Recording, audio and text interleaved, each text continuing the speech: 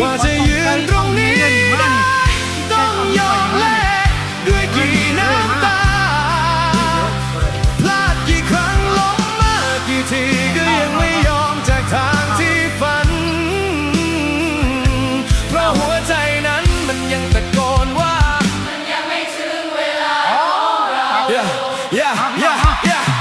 กูเดินมาคนเดียวบนถนนที่โดดเดี่ยวมีแค่เงาที่เกี่ยวพันมีแค่มันรู้ว่าเราเป็นใครล้มและลุกซ้ำไปซ้ำมาเหมือนเดิมหรือไงไม่มีมือไหนยื่นมามีแต่คำวิจารณ์มันคอยทิ่มแทง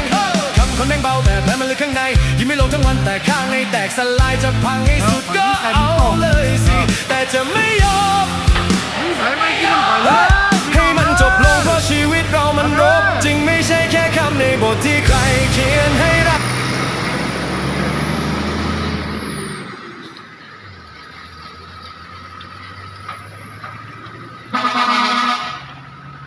เสียขนาดนั้น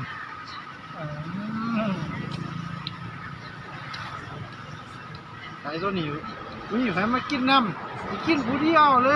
ย